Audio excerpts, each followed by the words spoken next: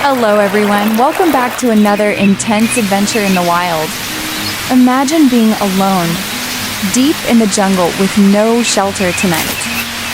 Nature is beautiful, but it can also be incredibly harsh and unforgiving. Today, I challenge myself to build a massive wooden house from scratch. No crew, no heavy machinery, just me and my determination against nature. Can a single girl conquer these giant logs and build a sanctuary? Stay tuned because the process involves techniques you have never seen before.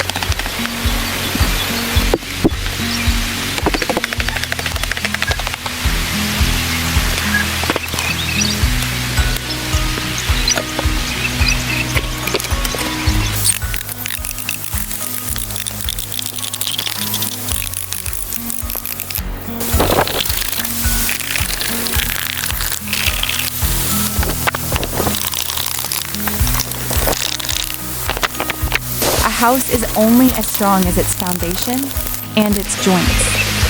I am digging deep holes to set the main load-bearing pillars firmly. I plant fresh green bamboo deep into the holes I just dug. These aren't the house pillars yet. They are my silent assistants. Since I am alone, I need something to hold the heavy timber. I gather large river rocks to wedge tightly around the bamboo bases. This rock packing technique ensures the bamboo stands rigid and does not wobble.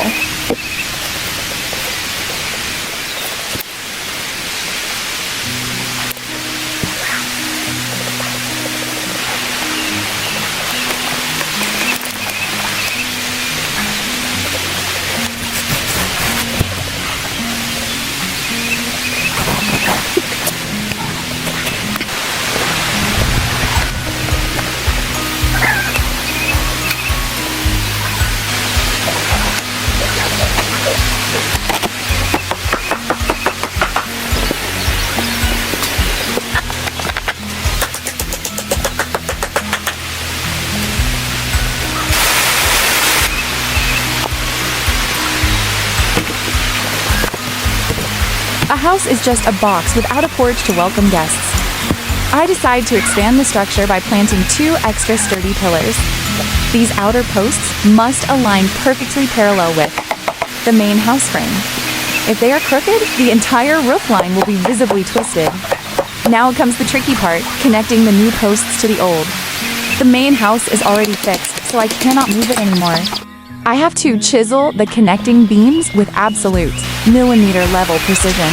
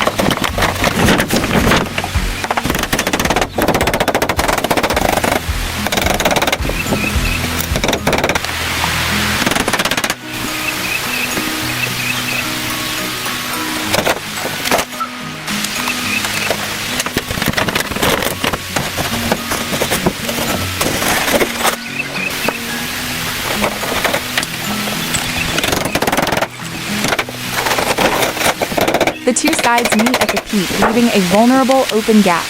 I install a V-shaped ridge cap to seal this critical joint shut. This crown prevents rain from entering the spine of my wooden house. Finally, I cover the porch roof to shield the entrance from sun. The lower angle here makes it easier, but precision is still required. Now the house has a hat protecting me from the harsh jungle.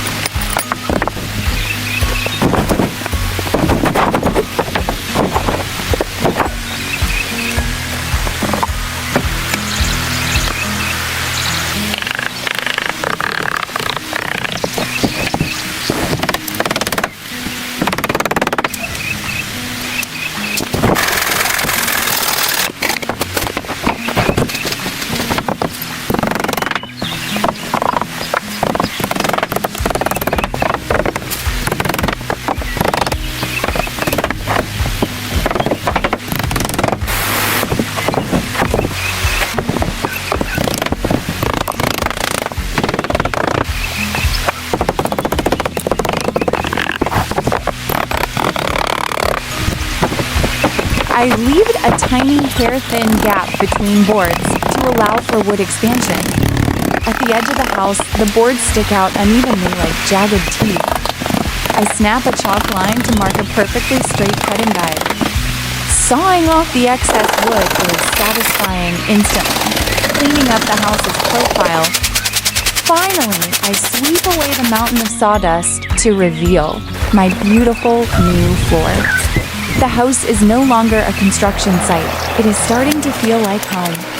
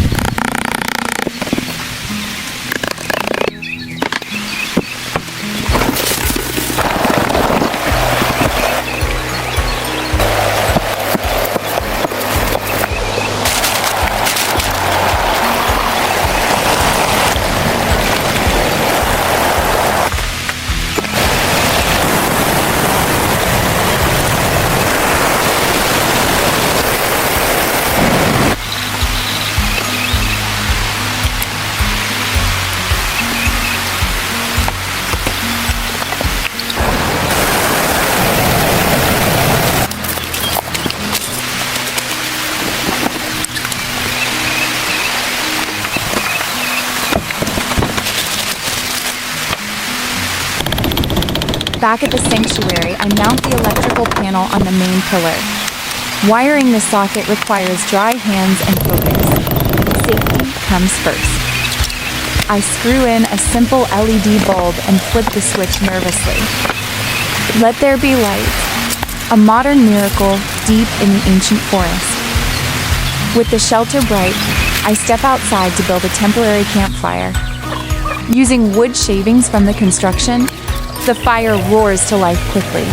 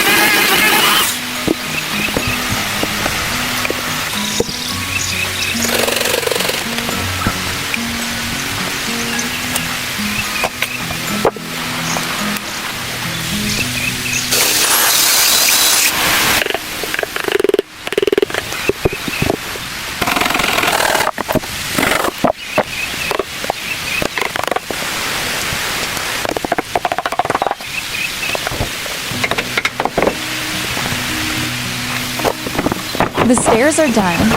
Now I must turn this cage into a room. I start by processing raw timber into smooth, uniform wall planks. My electric hammer works tirelessly, shaving off the rough, splintery surface. Smooth walls are essential. They repel water better and work much cleaner. I need a horizontal skeleton to bridge the gaps between the main posts. I measure and mark the pillar positions to install the cross rails.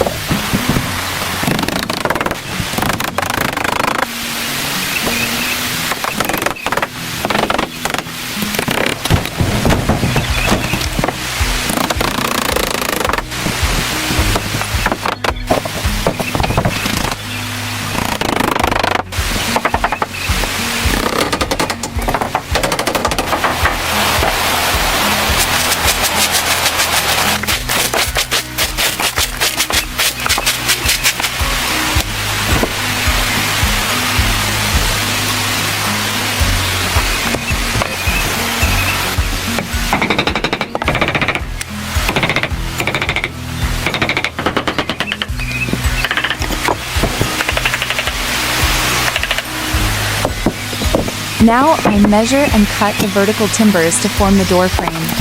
Both ends of each timber must be chiseled to create tenon joints. I assemble this framework first, creating a sturdy skeleton for the facade. Unlike the simple sidewalls, this frame defines the door and window.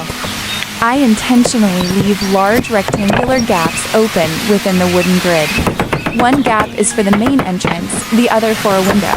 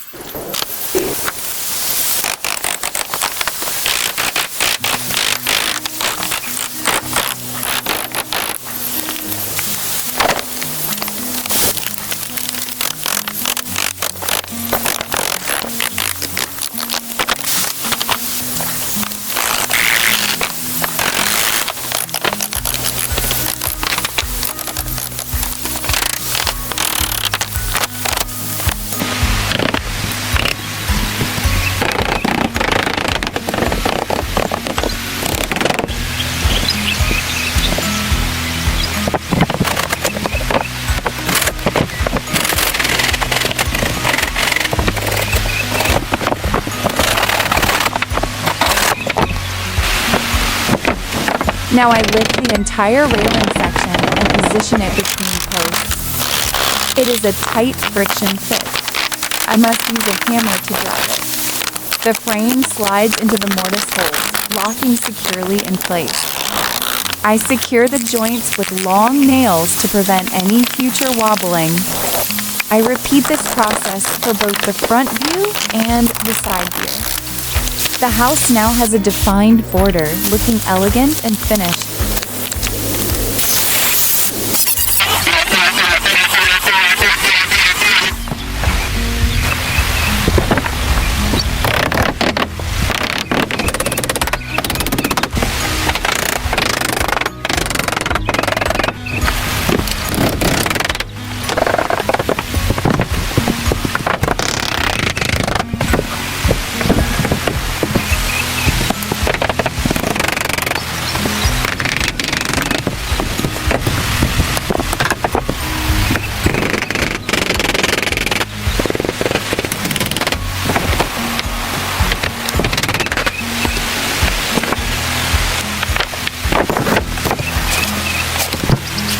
Now, let's make the window secure without blocking. Full jungle boots. I take 2 horizontal timber bars and mark points at equal intervals.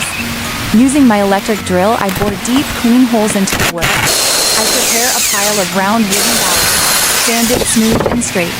I hammer these dowels into the bottom rail, creating a vertical fence. Then I align the top rail, trapping the dowels into a cage.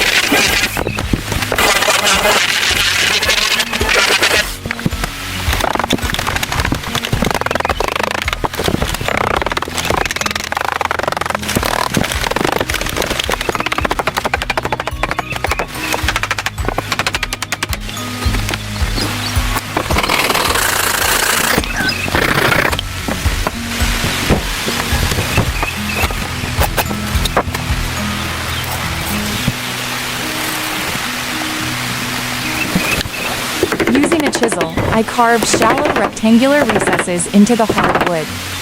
This allows the hinges to sit flat, flush with the door surface. Tightly, connecting the metal to the wooden heart. Lifting the heavy door into the wall frame requires patience and strength. I align the hinges with the wall post and drive the final screws.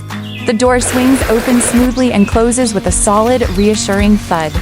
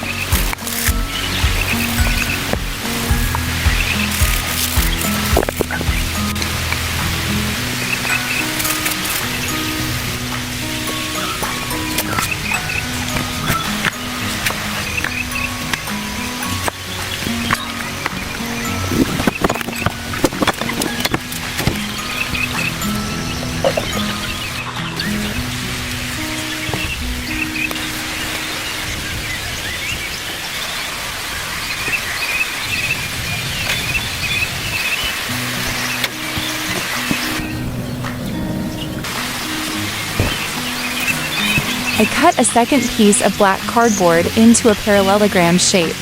This acts as a shield. Exposing only the specific section I need, I place the shield down and paint the exposed diamond shape orange. This stencil technique ensures sharp edges without splashing paint onto neighboring wood. Repeat, repeat, repeat slowly. Three-dimensional cubes appear to rise from the flat floor. I apply this same sophisticated pattern to the wooden panels on the wall. The continuity creates a stunning visual flow from the ground to the wall.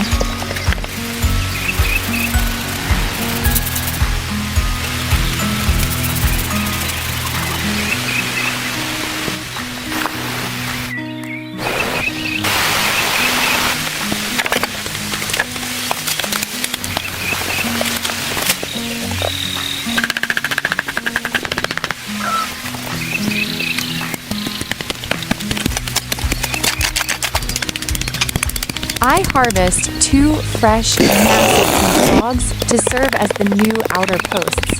Debarking them reveals the creamy white wood underneath, smelling fresh and raw.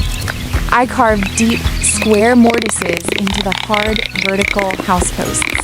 I shape the ends of the connecting beams into precise tenons. Now I must connect these new limbs to the existing body of the house.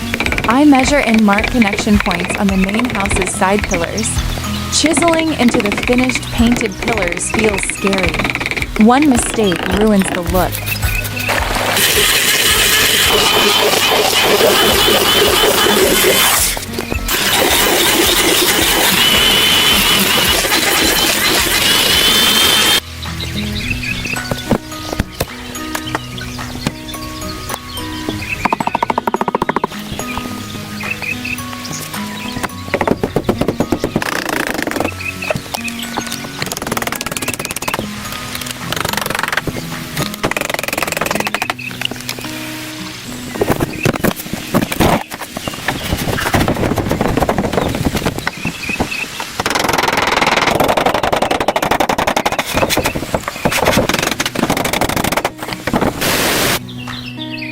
protect from above, but I need a clean floor below.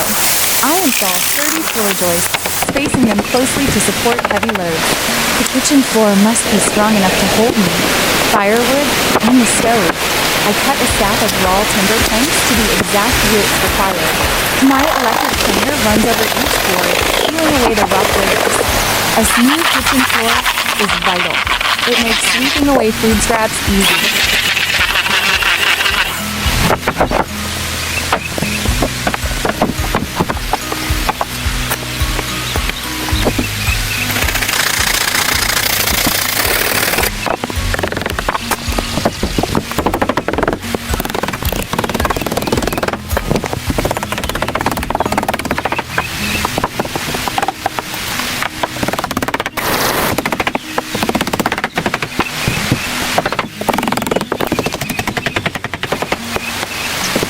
The kitchen is high up. I need a sturdy way to enter. I start by drawing the step dimensions on a piece of cardboard. This template ensures every step will be equal, preventing tripping hazards. I choose a large curved log and split it right down the center. Putting one log creates two mirror-image boards for the stair stringers. I mark the excess wood with ink and hew it away aggressively.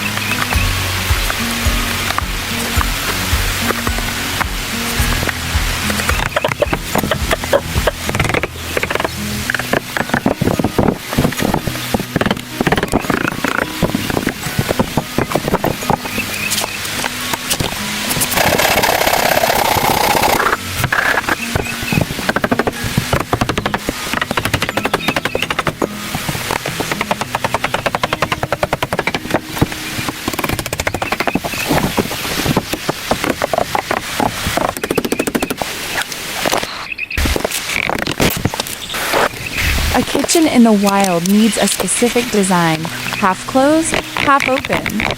First, I build a solid wooden frame for the lower wall section. I install a horizontal rail connecting the pillars at exactly waist height. This rail marks the boundary between the solid wall and the open air. I measure the distance from the floor to this rail carefully. Using the saw, I cut a stack of short planks to size. Now, I begin cladding the lower wall, nailing board by board.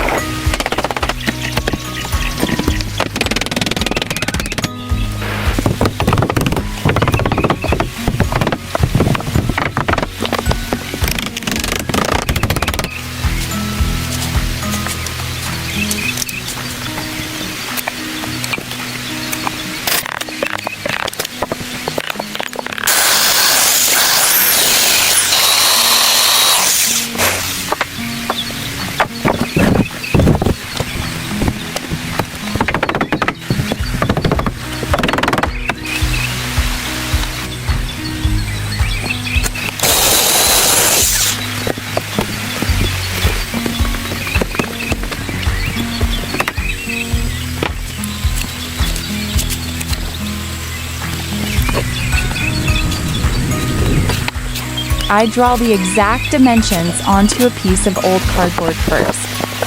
This template is my blueprint, ensuring the wood will fit perfectly.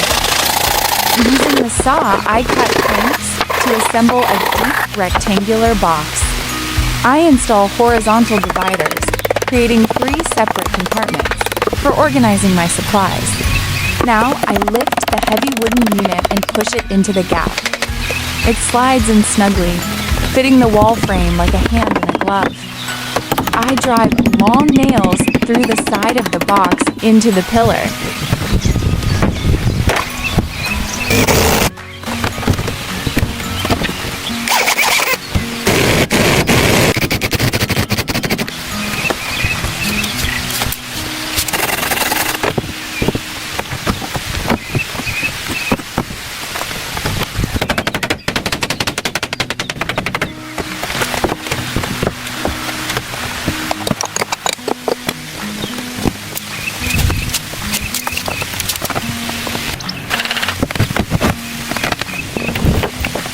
I rescued an old, rusted metal oil barrel for this project. I measure and draw a rectangular map for heating the firewood. Sparks fly violently as my angle grinder cuts through the steel. After cleaning the rust, I paint the exterior a matching green. Now, the heavy lifting, filling the barrel with raw earth.